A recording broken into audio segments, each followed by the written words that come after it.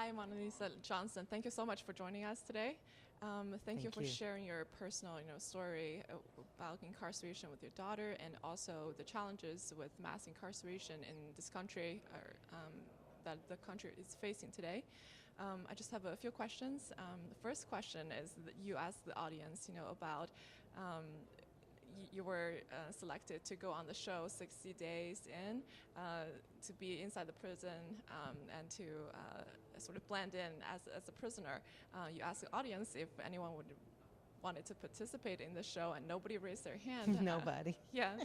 I was wondering what made you, decide that you needed to sort of be in the show and be ready, to spend 3 months in prison. Yeah. Just hearing it come out of your mouth kind of makes me wonder what was wrong with me. I still live that day in and day out. Why did I want to do that? But the reality is, is when your child is incarcerated and they start to tell you stories that just seem unfathomable, like unreal, almost to the point of a possible lie, Right. you get to the point where you're saying, okay, I know my child's not going to lie to me. I know my child's not a liar. But these stories are way beyond me. I've got to find out for myself. And so when the opportunity presented itself from A&E that they wanted me to go in, they actually started at about 6 months. That was the first story. And I said to them, are you out of your cotton picking mind? The answer would be no to the no, no, no. Are you kidding? Yeah. And they go, well, we don't really think we can document this any less. This was not acting. This was actual documentary. So there was going to be no special privileges. I wasn't going to be treated any different than anyone else. And I kind of felt like that was ludicrous. So I told them no. Then they came down to 4 months. I told them no. They came down to 3 months. I told them no. Then they came down to 60 days. And I said, okay, 60 days might be a little more doable, only because I was terrified. I was terrified that what if these stories are real? Right. What if they're real? Yeah. Can I make it in this environment? I mean, my daughter is obviously stronger than me, but I'm not sure I can make it in this environment. So I decided to say yes because she agreed that, it would be a good idea for me to learn as much as I could learn as long as I would take it and tell the people, tell the world, what I saw. She told me, don't just do it for her. Don't just do it to learn about her, but help the people, help those who don't have a voice. Right, that's real commitment. Yeah. And then you founded your organization, Parents with Incarcerated Children. My next question is just wanted to dig a little deeper into the activities that are going on in your organization right now. Sure. So Parents with Incarcerated Children, I created totally out of my pain. When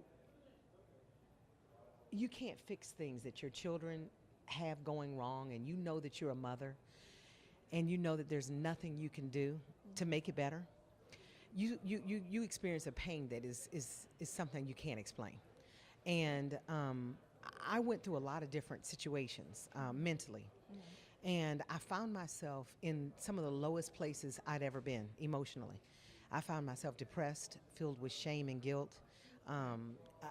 Just you name it. It was a lot of things going wrong with me.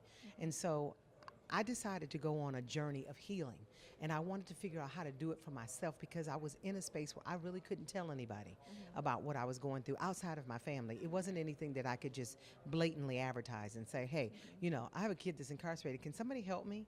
With the society stigma, it really kind of closed off the opportunity and doors that I could walk through to help me. Right. So I decided I'm going to create those own doors, create the doors myself, and that's why I created the organization to cognitively restructure and help people to begin to heal emotionally, mentally, and physically, from this pain, because it's a pain that you cannot fix on your own. You need help. Right, and I hope through this process, you're able to heal on your own as well. Yeah. I wrote a book called My Tips for the Journey. It's a free ebook, and it can be downloaded online at mytipsforthejourney.com. And in that book, I dealt with the first and foremost thing that almost every parent and every family member has with a loved one who's incarcerated, and that's getting over the guilt and shame. Right. There is a therapeutic way to do it. A lot of the family members cannot afford counseling and therapy of any sort. So I decided to write this free book that I put myself through therapy. I hired the counselors. I did everything that I could do to help me to get to that next step. And now I want to share it with them so that they could heal and that they could see the same, benefits that I saw. Right. Okay, my next question is, so you talked a little bit about the challenges in the mass incarceration in the United States. I was wondering if you know any good examples, of incarceration done right in other countries? Well, every country other than us is doing it right, for the record. Every country other than us. Okay, and that may not be 100% correct, but it's pretty close. Let's take Australia, for instance. Let's take Europe, for instance.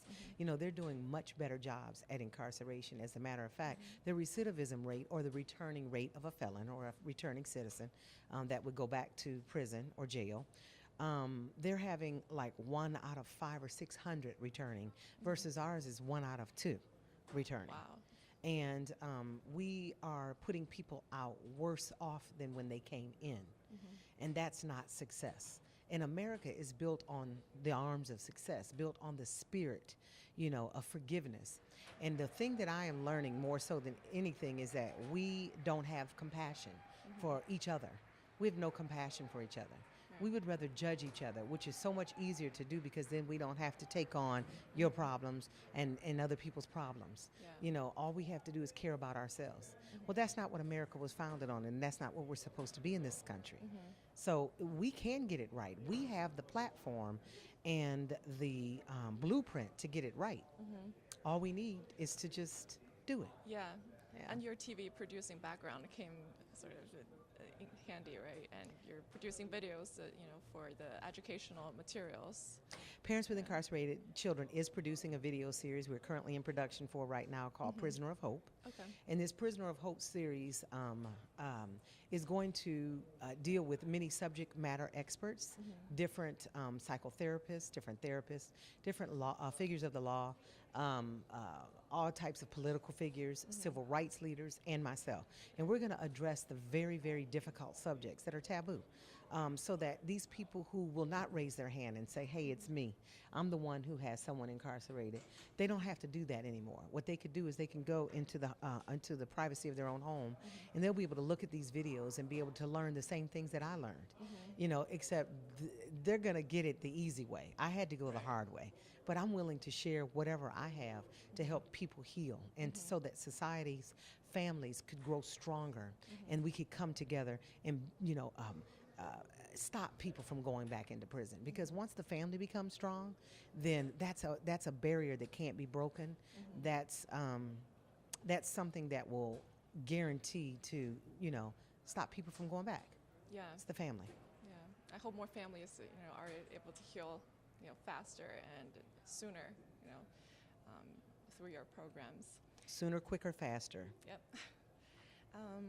Last question is, how can we contribute, to your foundation, organization, to help it grow? I think the easiest way that you could contribute to our organization is, first and foremost, if you are a person who has a loved one who's incarcerated, come out of hiding. Admit it, and come into the fold of parents with incarcerated children. You can do that through many ways, through our website, which is pwicus.org. You can go on Facebook, Twitter, and Instagram and follow and learn. Or you can sign the Justice Declaration, which is where I learned everything that I just about know today about advocating, about lobbying, and more importantly about what I can personally do. So it doesn't feel like such an overwhelming burden. If you have no one who's incarcerated, learn what you can do. If you have empathy and we close the gap of empathy, and we start to think about, restorative justice versus punitive justice, and we start to think about how when we were children, we may have been punished, but our parents let us off punishment. They didn't continuously leave us in a place, in a seat of shame and of torment, unlike what we're doing to those who've been incarcerated. We need to think about giving those people a second chance. Signing that Justice Declaration at justicedeclaration.com will help you to learn how you can personally close that empathy gap and how you can get involved in all three levels: advocacy, lobbying, and personal help. All right, Justice Declaration. Thanks, Monalisa. Nice to meet you. Thank you. Nice to meet you too.